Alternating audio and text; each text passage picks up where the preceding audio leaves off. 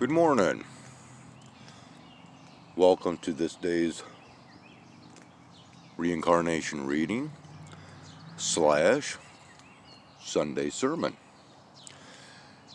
Now then, we're going to go ahead and go into the realm of dreams, nightmares, and history.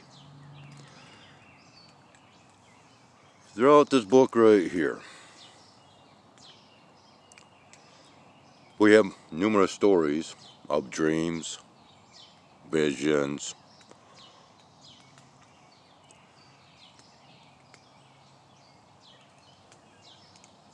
and people want to believe in these dreams and visions, especially those that qualify themselves as being Christian. Now, one of the books that so many people have really sunk their teeth into is those books or works of Enoch, and how he describes the different levels of heaven and the beings and entities within those levels and so on and so forth, which was part of the Apocrypha, which was not included in this book here. In fact, the man known as Enoch was only mentioned but one time in this book. But yet, so many Christians out there have sunk their teeth into his dreams, much like John, the author, supposedly the author of the book of Revelations, or the book of the Revelation. Once again, Mandela effect. How many times do I got to tell you people? This book has been being changed for many years, and who knows exactly for how many years through that so-called Mandela effect, which did not begin with Nelson Mandela and the factor over his death, in which I am one of those that I remember Nelson Mandela dying in the mid-1980s in prison, and not 20-some years later, as now history tells us. Okay? Now, I wanted to go into the factor of the book of Psalms, the book of Proverbs. But first I have to state that because of whatever reasons, YouTube, since I've begun, has aligned me with skywatchers. If you consider yourself to be a skywatcher, you are declaring yourself to be a Christian. But how many of you are actually fulfilling that definition of Christian? Remember, no God ever wrote their own story. Man has always wrote the stories of the gods. Prophets have wrote stories. Muhammad, he was a prophet that, wrote his story, wrote his God's story. Jesus never wrote a thing. Even though all that red print in your Bible, Jesus never wrote a thing. You have to ask yourself why. You have to ask yourself, why did he have his disciples? And certain disciples with certain occupations or professions, such as Luke the physician. Why did Jesus need a physician on board? Why did he need a fisherman? I'm going to go ahead and relate a story that comes from this book here, known as the Parable of Loaves and Fishes. Remember, a parable is a story that can have many meanings. This whole book is parables. Even the history. You have to take the history of this book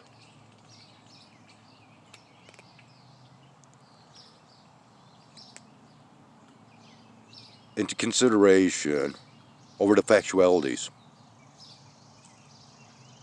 We'll go into that. Because like I said, this is about dreams, nightmares, and history, which Michael is going to explain a little bit more upon that.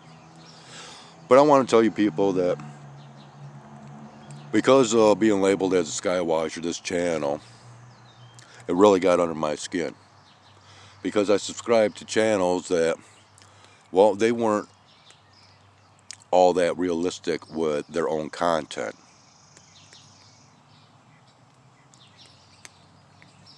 Bible readings, especially from the romance stories. People read from the Book of Psalms, Book of Proverbs, but you never hear them reading from the Song of Solomon. Why? It is no different than Psalms or Proverbs. Songs and poetry. But yet people want to use those as history, as gospel. There's no gospel behind songs or poems or poetry. But yet people claim that it is gospel. How many people use the book of Psalms to try to prove this or prove that as gospel? Well, how many songs of Katy Perry's do you believe as being gospel? Or Miley Cyrus, or yeah. Keep listening to that garbage. Well, anyways, let's go ahead and I know I skipped over a couple of thoughts. It's still early morning, and I am kind of on a rant right now. But I want to go ahead and get into this real quick, because you cannot accept dreams or nightmares as being history, or even as being foretellings of the future.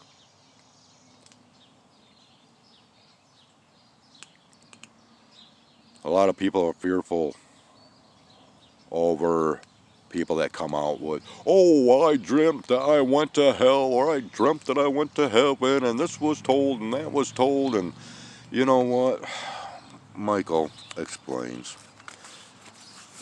So let's go into some of that.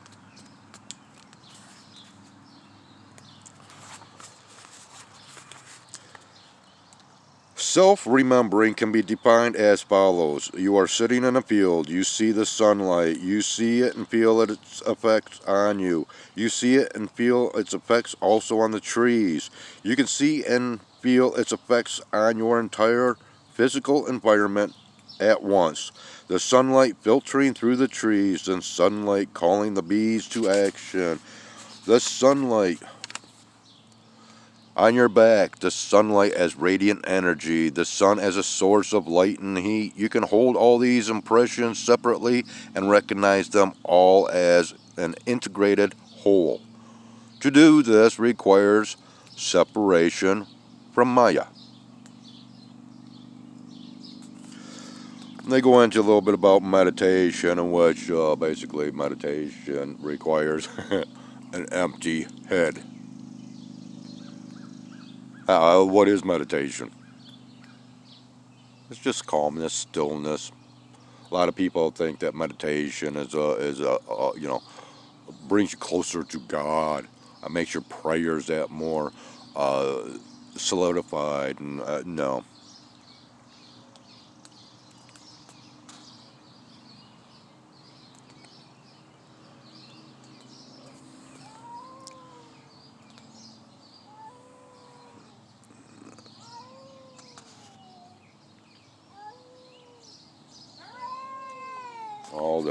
Hold on, we'll be back.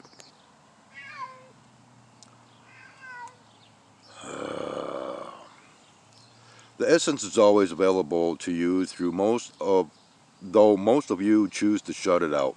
You find it too difficult to let go of the familiar person of false personality. Openness would be the best approach. Many are quite open, but there are still some closed corridors, but are not quite sure how to handle what you interpret as anger. So you tend to avoid situations which might give rise to this. Now, people, I'm going to tell you right now, anger is not a real emotion. Anger is a side effect. Okay? There is 3 simple words to describe anger. No one ever needs to go to anger management.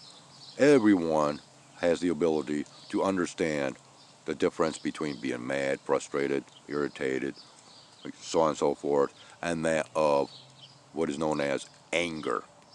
This is why I have an issue with the God of this book being an angry God, because as I said, anger is simplified down to 3 words, and if you think of those 3 words, you will never be angry again. And those 3 words are loss of expectations. Think about loss of expectations and how they make you angry. So let's continue on. And please try to ignore the background noise with these felines.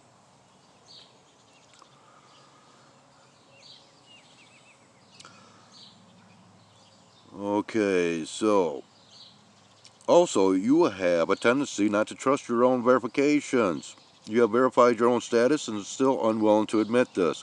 This is wrong work.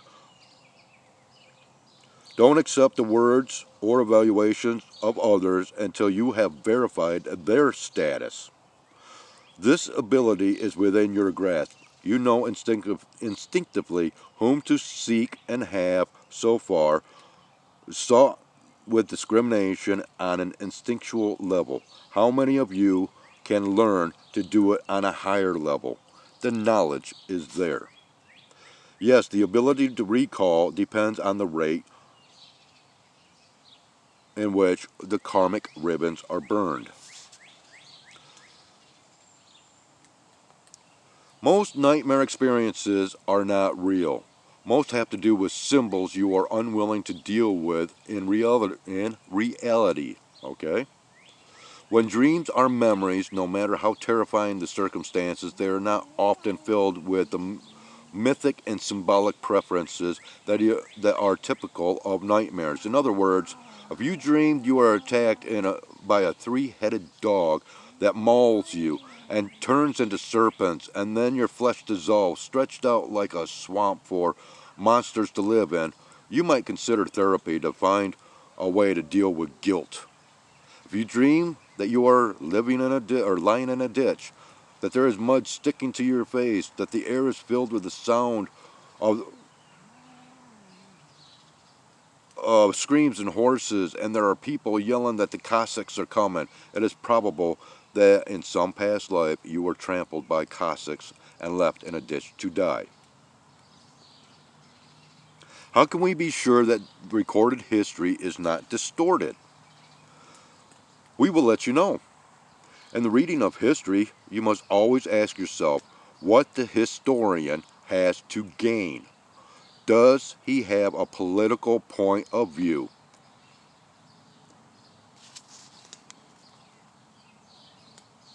Does he believe that all history has an underlying theme such as religious search, economic imbalance, class struggle, social decline? Then what this historian has to tell What he selects will reflect his own bias. You must remember that history is a journey every one of you is making. It is not there for the convenience of the historian. So, how should history be studied? As the records of lives. Should the approach be religious or scientific? Neither, yet both. How can it be science and religion, yet neither? Isn't there conflict between science and religion?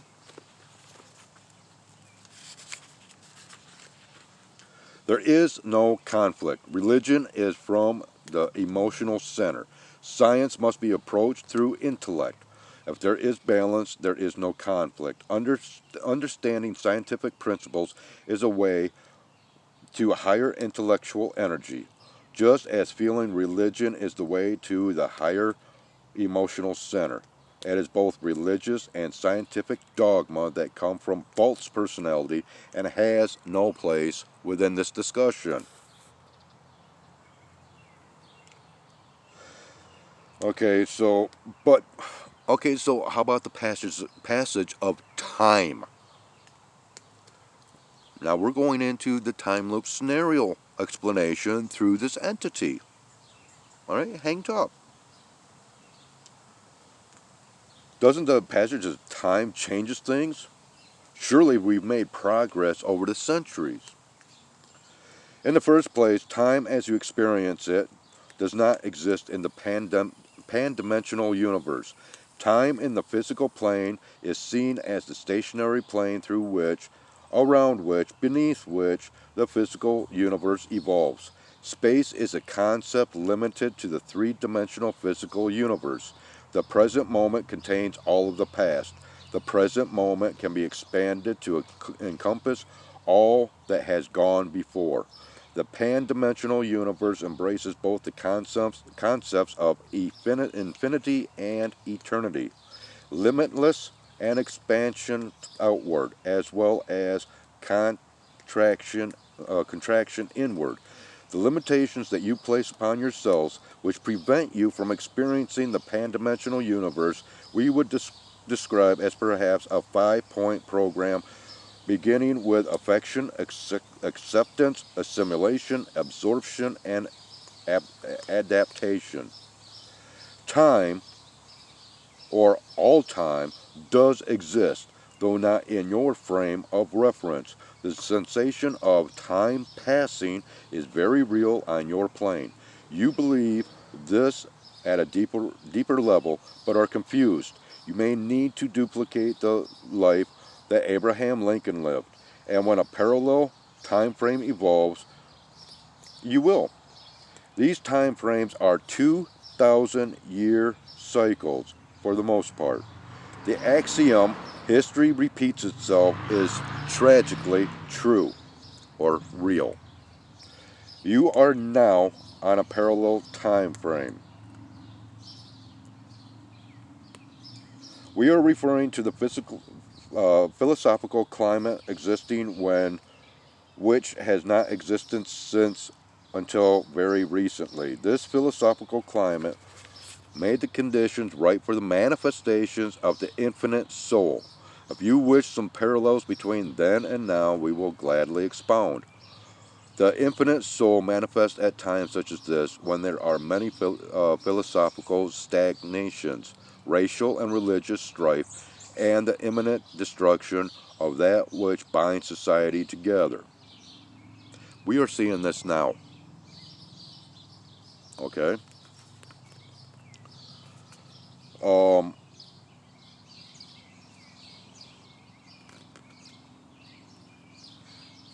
And okay, so I just want to make a little point here. So they state that cycles of life occur, or recycling of life occurs every 2,000 years. It's kind of funny how I pick up on just, a matter of a single word or a couple of words that really hit me. And we were just told, as I presented in a recent recording, about how we are to endure the hottest summer in what? 2,000 years. Isn't that interesting? Very interesting. So what was occurring about 2,000 years ago in Syria, Palestine? We have told you that you are on a parallel time frame. These very ancient enemies have better instruments of war now than then. Book burning, real and figurative, is real. The role has not been chosen, but it was in the past. So if time as we know it does not exist, is there an absolute? Is space just standing still while we're moving through it? Space and time? You are saying the correct words without complete understanding. There is a time axis about which parallel universes of physical reality revolve. The play is eternal. Round and round we go in that time loop scenario. That time loop scenario is what brings about the knowledge of having past lives. Brings about those karmic penalties and rewards. It brings about the aspects of why we are able to foresee the future. It makes deja vu experiences that much more understandable. And when you get into the factor of the time loop scenario and what actually caused it, time travel technology, then you will understand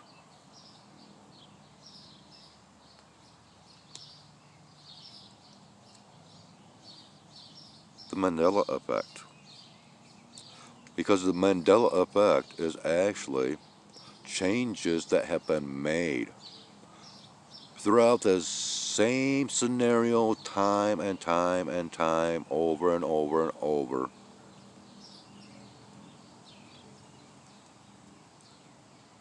And there are forces out there that really want to stop this reoccurring cycle of so-called life.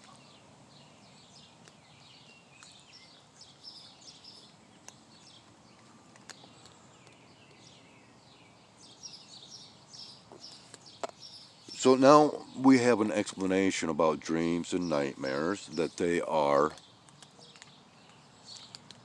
basically fabrics of the imagination for the most part. Unless they, of course, are memories that are very distorted. Now, let's go into memories real quick, in which a lot of people are now realizing, well, how is it that the authors to these stories had such remarkable memories? I mean, to be able to remember everything that Jesus spoke word for word. Do you know how many years after the crucifixion that the stories were finally wrote down? Anywhere from 30 to 60 years later after the crucifixion event. Boy, those guys really had some great memories back then. I guess that must have been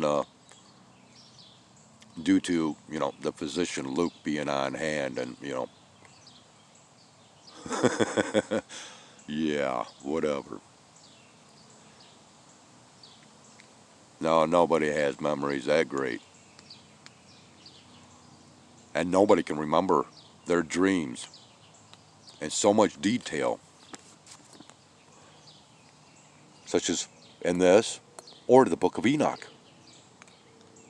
No man has the ability to remember or to actually present their dreams or nightmares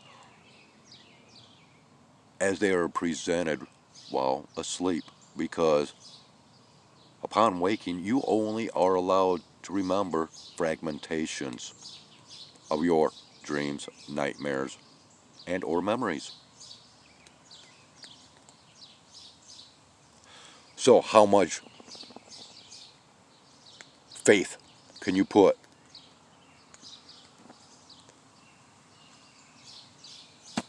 into those stories?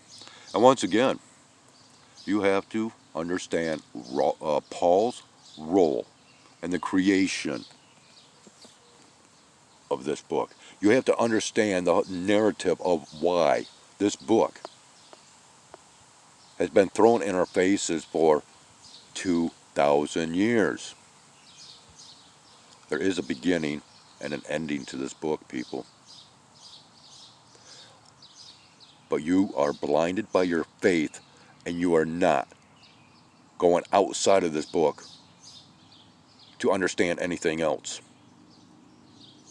That's why I've had to unsubscribe from those channels that do nothing but preach ridiculousness and read thinking that there's value. Sure, nice words in here, nice pretty words. But remember, this is just a story about yet another God.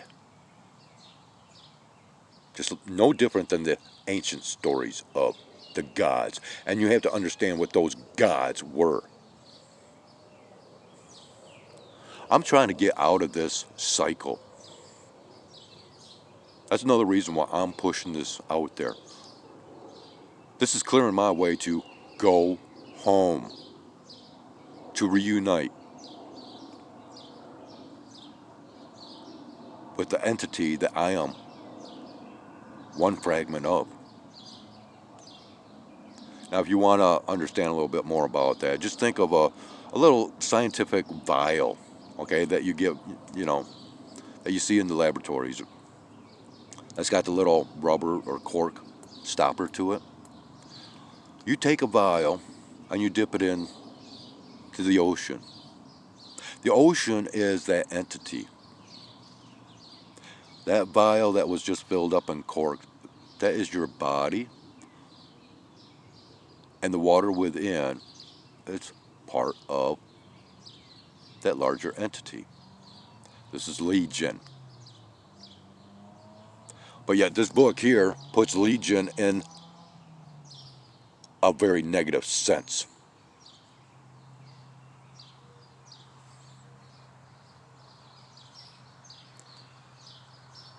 Once you make those connections, especially outside of the physical body, that is where your mind will no longer be clouded by the nonsense writings of other men. Religion, all religions are man-made. Sure, they might have been inspired by this or that, but the writings are all done by man. No gods have ever wrote their own stories. And there are no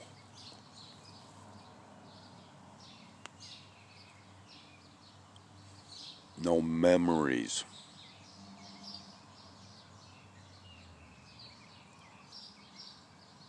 that can withstand time without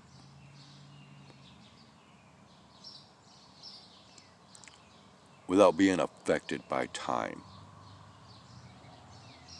We see how time affects all of life.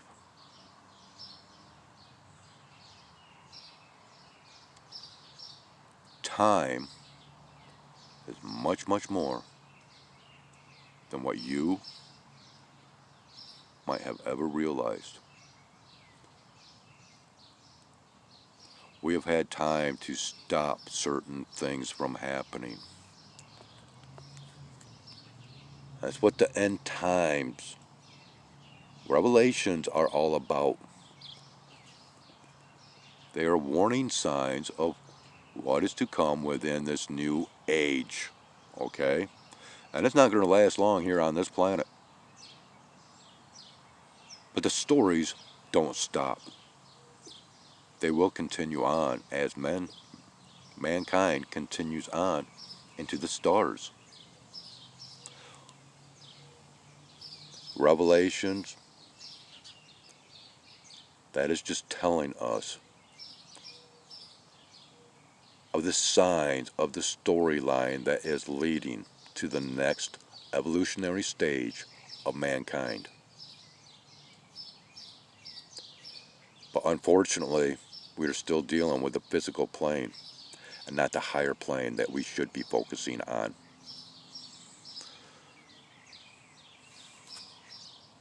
So on that note, that's going to conclude it for today. I know that there was a few other things that I want to throw in there, but we'll get into that. And in due time, we will get into a little bit more of what this entity known as Michael has to say about the Bible, as well as other things. Please stay tuned.